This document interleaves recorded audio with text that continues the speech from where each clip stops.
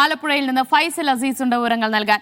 Faisal, KSRTCയിലൊക്കെ dies non പ്രഖ്യാപിച്ചിട്ടുണ്ടെങ്കിലും എവിടെയും കാര്യമായി KSRTC service നടത്തുന്നതായി കാണാൻ കഴിയുന്നില്ല. ആലപ്പുഴയിൽ എന്താണ് അവസ്ഥ? സ്വകാര്യ വാഹനങ്ങളും ടാക്സി, ഓട്ടോ സർവീസുകളൊക്കെ അവിടെ നടത്തുന്നുണ്ടോ? യാത്രക്കാർ എത്രത്തോളം ബുദ്ധിമുട്ടിലാണ്?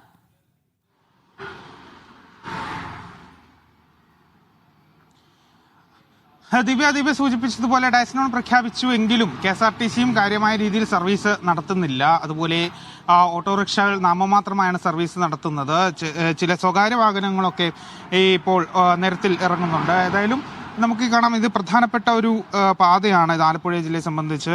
അതായത് ഇവിടുന്ന് നേരെ അങ്ങോട്ട് പോയി കഴിഞ്ഞാൽ അത് കളക്ടറേറ്റ് ജംഗ്ഷനാണ്. ഇപ്പോൾ ദൃശ്യങ്ങൾ കാണുന്നത് കളക്ടറേറ്റ് ജംഗ്ഷനാണ്.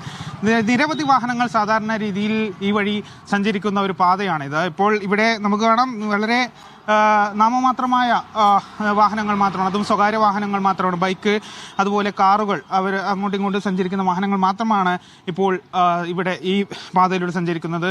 മറ്റ് കടകളൊക്കെ അടഞ്ഞു കിടക്കുകയാണ്. നമുക്ക് ഒരാശ്വാസമായി, അതായത് ആലപ്പുഴക്കാർക്ക് മൊത്തം അല്ലെങ്കിലും നമുക്കൊരാശ്വാസമായിരിക്കുന്നത് ഈ ഒരു ചായക്കടയാണ്. ഈ ചായക്കട ഇന്ന് രാവിലെ മുതൽ തുറന്നു കിടക്കുന്നുണ്ട്. നമുക്കിത് ഇവരോട് തന്നെ ചോദിക്കാം, എന്താണ് പണിമുടക്ക് ബാധകമാണെങ്കിലും തന്നെ ജനങ്ങൾ ചായ കുടിക്കാതെ വിഷമിച്ച് വലിഞ്ഞു നടക്കുകയും ഒരു ഇച്ചിരി തൊണ്ടനക്കാൻ വേണ്ടി ചൂടുവെള്ളം കുടിക്കാൻ വേണ്ടി അലിഞ്ഞടക്കുന്നത്. അപ്പോൾ ഞാനൊരു കട പറഞ്ഞപ്പോൾ അതൊരു ആശ്വാസമായിരുന്നത്. അത് തന്നെ ഏറ്റവും വലിയൊരു നല്ല അഭിപ്രായം പറയാൻ കുഴപ്പമില്ല. എല്ലാ കട അറിഞ്ഞിട്ട് ചെയ്യുകയാണ്. നമുക്ക് ചായ കുടിക്കാൻ വേണ്ടി വിഷമിച്ച് നടക്കുകയായിരുന്നു. അപ്പോൾ ഇക്കാണ് തുറന്നല്ലോ, അത് നല്ല കാര്യമാണ്. എല്ലാവരും അങ്ങനെയാണ് പറഞ്ഞത്. അങ്ങനെ പലരും വന്ന് പറഞ്ഞിട്ട് പോയതുണ്ട്. ഇന്ന് ഫുൾ ഉണ്ടാവും? ഇന്ന് ഫുൾ ചിലപ്പോൾ ഞാൻ ഉച്ചവരെ കാണത്തുള്ളൂ.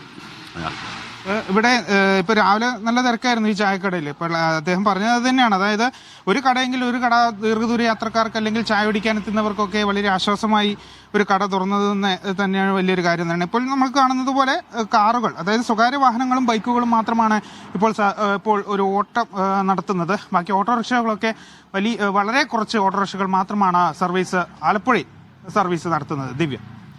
ശരി, ആലപ്പുഴയിലും ഏറെക്കുറെ സമാനമാണ്. ഒട്ടുമിക്കയിടങ്ങളിലെയും പോലെ തന്നെ സ്വകാര്യ വാഹനങ്ങളെയൊക്കെ മാത്രമേ നമുക്ക് നിരത്തിലൊക്കെ കാണാൻ കഴിയുന്നുള്ളൂ. അവിടെ പക്ഷേ ജനങ്ങളുടെ മനസ്സറിഞ്ഞുകൊണ്ട് അവരുടെ ഒരു ബുദ്ധിമുട്ടൊക്കെ മനസ്സിലാക്കി അവിടെ ഒരു ചായക്കട തുറന്നിരിക്കുന്നു എന്നതാണ്. ശരിയാണ് കേട്ടോ, ആളുകളൊക്കെ വെള്ളം കുടിക്കാനും ഒരു ചായ കുടിക്കാനും രാവിലത്തെ സമയമാണല്ലോ, ഭക്ഷണം കഴിക്കാതെയൊക്കെ ആളുകൾ എത്രത്തോളം ബുദ്ധിമുട്ടുണ്ടാകും എന്നത് ഒന്ന് ഓർത്തു നോക്കും.